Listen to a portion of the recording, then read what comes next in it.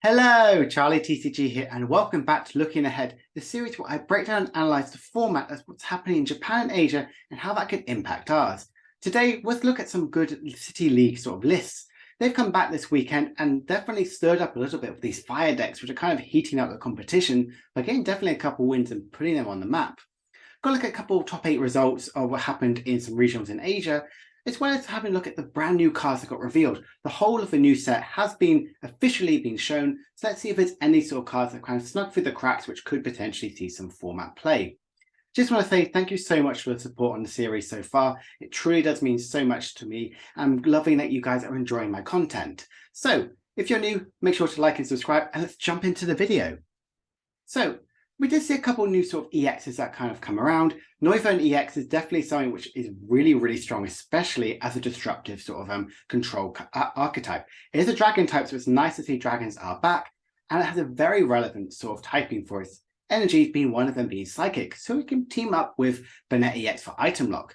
But its dominant echo attack is very similar to Giratina EX's attack, Chaos Wheel, where your opponent can't play any special energies or stadium cards. Very, very strong as a way to lock out Mew if you can get this out, whether it be Regidrago or on its own, and immediately try and stop Mew from playing any of their energies and locking Path into play. So I'm a very big fan of this Noivern EX as a control archetype. Looking in EX as a terrestrialized Pokemon, it's kind of alright. Its Wisdom Headbutt is very similar to Togekiss by getting any 2 cards from your deck and putting them into your hand.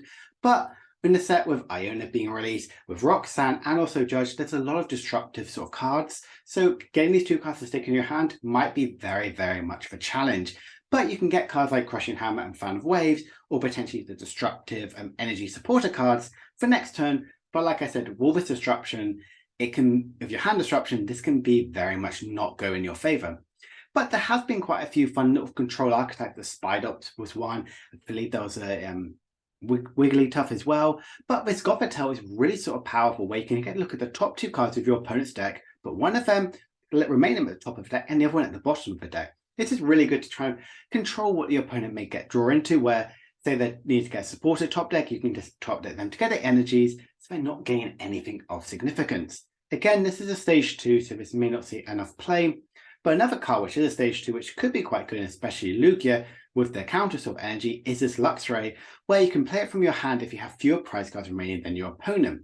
Very, very good to come in with the comebacks of mechanic, and if you team up with the other sort of energy, so potentially also for 1 energy attachment is 3, you're doing a huge amount of damage to some of the Lugias out there in play. So I really like this as a comeback sort of card.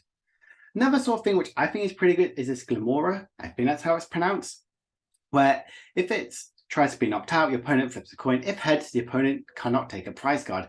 Very good having a prize denial sort of deck. Think about Junkan Sableye with the Life Dew. That was a very, very popular one with denying prizes.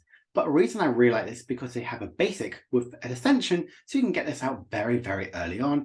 And its Floral Spirit attack, make sure the opponent is poisoned, but they do 6 damage counters instead. You team up with the Muck where they can't retreat, and the Radiant Sneaselaw to do more damage during checkup. Also, you're wrapping up a load of damage going in, and the opponent might not even take a prize card. So I really like this as maybe a control sort of variant. Add some Crushing Hammers and Disruptive Supporters, but I don't know if this could really see a lot of play. Delivery Drone is a decent sort of substitute for Cramomatic, but you have to flip 2 coins if both for heads to get any card you want from your deck. It's a decent enough card, but I don't know if it will see any play.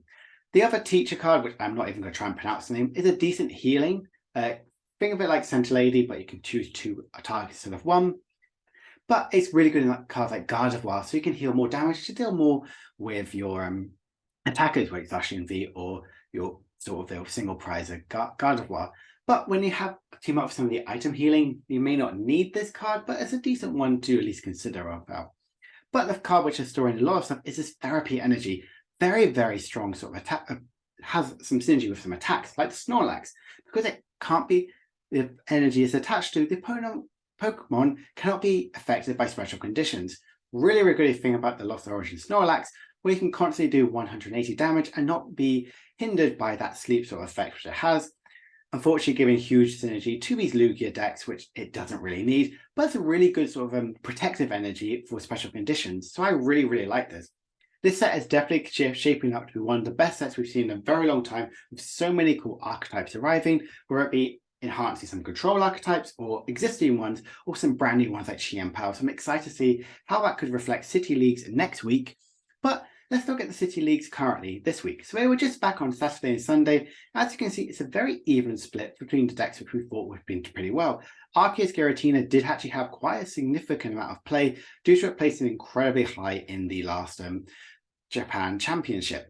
But if you look at it, this Lost Box, Lost Tina, Mew, and Lugia Archeops are all very, very similar in their percentage-wise, being about 15 to 12%. Definitely kind of being ramped up, seeing these are the top decks, and they're playing a lot, and they're placing very high in top 8. Rapid Strike Urshifu, a deck which has had huge amount of success online right now in our sort of format, is doing very well still in Japan. Actually managed to get one win, so it's really good to see that this deck is still just as powerful. Miraidon and Gardevoir definitely kind of going a little bit of a dip, much smaller than numbers that we're used to see, especially after they performed very, very well in the last sort of Japanese sort of tournaments. But I believe it's kind of quite a lower down because they're not getting the consistency. They're not dealing with the huge threats right now, which is the Lost Box and definitely this new Lugia sort of variant. But how does that shape up to be the top 6 decks? And this kind of goes with me talking about fire decks and how they are really, really impactful. Well, we've got Entei and Skeledirge entering there in this number 6 place. Yes, no Lugia Single Strike actually won the City Leagues. Yes, there are quite a lot of them, but it didn't even get a win, but it had one of the most top 8s. I think it didn't really perform as well because people are understanding how to tech against this deck, and the reason ones that did really well is if they pair against a Gardevoir EX, which obviously Gardevoir has a really bad matchup with it. Mew is back again being the dominant deck. It definitely flip-flops between that one and Lugia and Lost Box to be the number 1 sort of spot.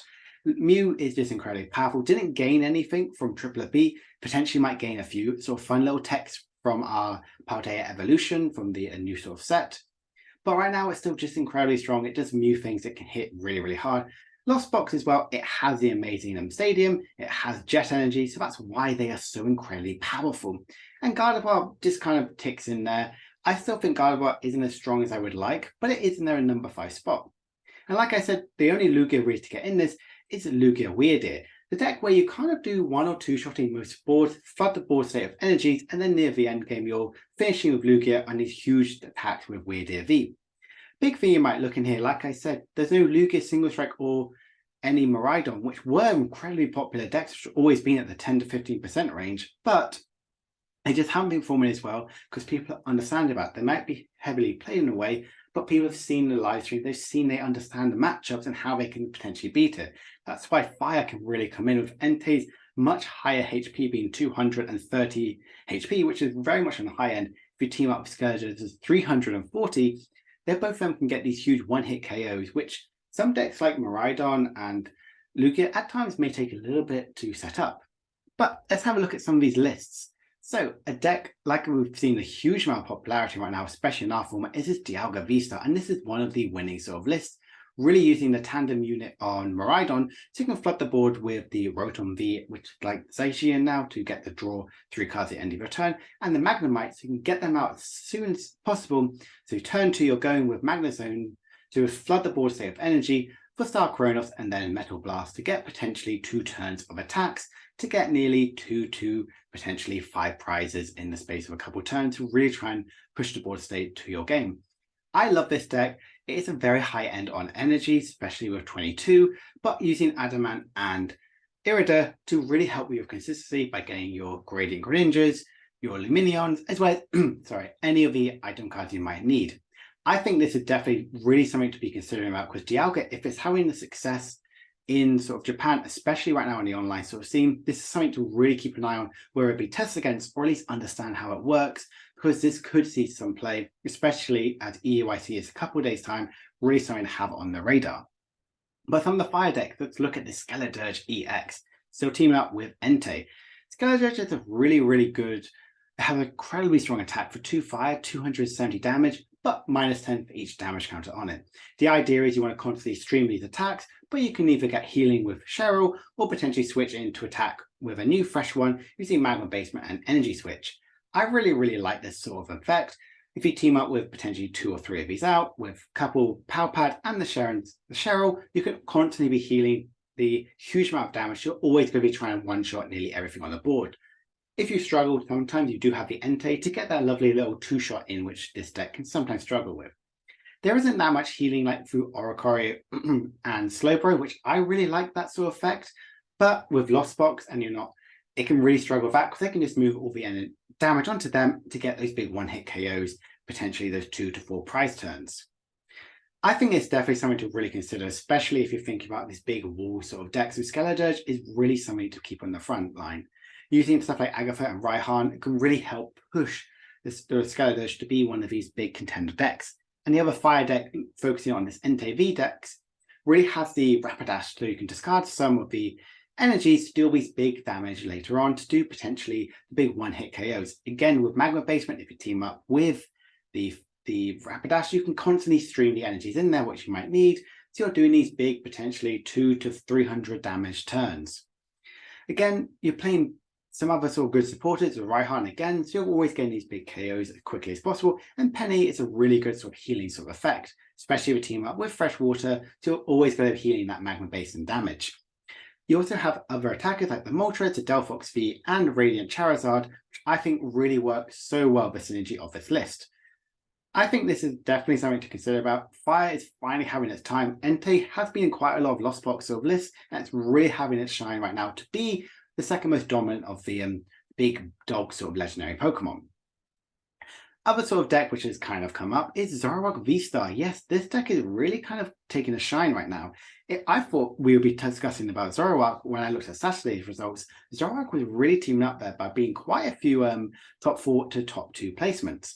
This one focuses a lot more on other attackers, like Radiant, Jirachi, and the Snorlax. The Snorlax can work really well, especially when you team up with Raihan, and you can attach the Psychic Energy, which you can discard anyway, and then you can double turbo, so you're doing 160 damage. This list also plays 2 copies of Path of the Peak, so it can be a bit more disruptive to try and help in that sort of matchup. Apart from that, it's a very sort of generic sort of Zoroark list, but with Jet Energy, with Psychic Energy and Raihan, you could potentially do the max 300 damage, which Zoroark sometimes misses. And if you team up with the Choice Belt, you could potentially get the big one-hit KOs on the Duraludon VMAX, which this deck can really struggle with if they don't play Path to the Peak. I really like this sort of list. I've always been a huge fan of Zoroark. Definitely something which could be a good sleeper pick in this format. Definitely something which you need to keep on the radar. But again, with Lost Box and Sableye being so prevalent and they can control all the damage counters you may put on the board, definitely something to be really cautious about if you go to a tournament. Again, another deck which is really popular one is Goodra Vstar. This list is doing well in our online format, as well as right now. Goodra is in a very good position, especially with its huge tanking ability and healing. You're not going to be running the Sableye sort of package in this, but if you team up with V-Guard Energy and its own sort of minus effects, you could potentially be protecting by 110 damage each turn from V Pokemon. And if you have Temple of Sinnoh, you can really slow down your Mews and their Lugias more importantly, so they're not getting the big one-hit KOs, which this deck can really struggle against. I like the 1 copy of Lost Vacuum, so you can get the Mirage Gate as quickly as possible. And you do play the 1 copy of Drapion, which will help in your Mew matchup, so you can kind of go your prize rates that sort of route. Apart from that, it's a very sort of bog standard sort of Goodra list. I just wanted to highlight this list because it's definitely something you should be considering about. And list which I do not know where to start is this Ho-Oh box. This is amazing that it's got a top 8 and I think like a 48 plus City League. Definitely a very huge variety of attackers and only 1 energy switch, which is kind of a big surprise. For those who don't know what Ho-Oh is, if it's in your discard pile, you can put it onto your bench and attach up to 4 energies of different types onto it to the bench, but then your turn ends. But this is really good because you can team up with other attackers. You can have Zapdos, you can have nearly said Heatran, Entei, and Raikou as these sort of low energy attackers into sort of matchup. Raikou is incredibly good into into Lugia. Zapdos is amazing in Miraidon, and Entei is just a huge HP which can deal a huge amount of damage. Klefki and Mew is really good to be a bit disruptive with Lost Box or potentially draw into the many item cards which this list might need. Having the Ultra Ball, having the research to get the Pokemon in the discard pile as quickly as possible is exactly what you need to get out your attackers. This is definitely a big sort of brain sort of attack, so I wouldn't even want to begin to think about how this list might work. but definitely something really fun to see its creativity and still having fire as one of the archetypes.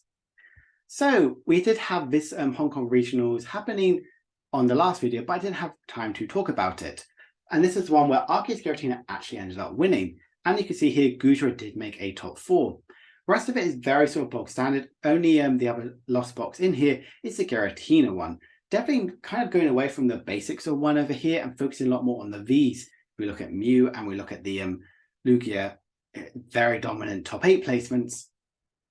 I can see this list definitely quite impactful, sort of what we can see in EUIC. These lists have all appeared in my top picks, which I talked about in yesterday's video, and definitely something which I'm not surprised about. Goodra definitely is that surprise because of its tanking ability, and it's in a really good position right now. Sometimes it does take a while in the format to really kind of settle in, but Goodra is really taking advantage of that, like Dialga, which can do a huge amount of damage and be very, very unexpected. We had another regionals as well, the Indonesia regionals, and Lugia Single Strike ended up being the winner and the top second place sort of list. And the rest of it was 2 Gardevoirs in top 4, and rounding up top 8 was 2 Arctinas, 1 Lost Box regular, and 1 Mew. Again, both of these sort of regionals top 8s had very low Lost Box count, totaling to 3 in each one, where Lugia counted to 2 over here and 3 on the other one. Why is Lugia so popular? I think because people understanding how strong it can be. The big one-hit the capability what Lugia can have as early as turn 2 is something not to be snuffed at. People are really enjoying that, especially if Lugia is really put in its place to be that S tier to really high tier 1 sort of list. Unfortunately, that's kind of the world we're living in. Lugia isn't getting the one-hit KOs, but Tyranitar and Weirdeer really are. It's not really over here we're seeing the Jet Energy have the impact that it has in Japan, but having Gardevoir in the top 2 makes a bit of sense because there wasn't these Lost Box to really take advantage of that. But if there's Gardevoir as against Lugia Single Strike, they can really struggle because Gardevoir obviously is weak to darkness. So, very sort of interesting top 8s, really something to be considerate about when you see Arctina and Lugia Single Strike win the last 2. And if we go to Japanese Championships, we see Miraidon win. Your EUIC testing kind of needs to think about those as the decks to really beat, which have been common right now. But how will we look at this looking ahead? So we have the new set is released on Friday, which is very exciting. Unlike for us, Japan gets their format straight away. So next weekend, we're going to have a look at see if Xian Pao or Ting Lu really have a huge effect in kind of breaking into it. I would see that they're definitely the first few weeks, we're going to see a lot more impact of the new cards, and then might return to normal or carry on with these new decks in the next sort of format. Goodra has had a huge amount of success both in the regional and the city league. Can this sort of carry on, which I'm very excited to see potentially happening. And the next big tournament in Japan is on May 6th or 7th, which is exciting, finishing off and rounding the big Japanese championships on June 10 and 11, right before NAIC a couple of weeks, so definitely tune into that in about 2 months' time. So that kind of wraps up this sort of video. I hope this has been very helpful, kind of looking at some of the new sort of archetypes. Definitely Fire is in a really good position, so I'm excited to see where this sort of work goes out. If you're new, please make sure to like and subscribe and follow me on Twitter. I post some Pokemon content there every now and then, and I will be at EUIC this weekend, so I hope to see you guys there. And if you do, make sure to come say hi to me. Hope you guys have enjoyed this video, and I'll see you in a few days' time. Bye for now.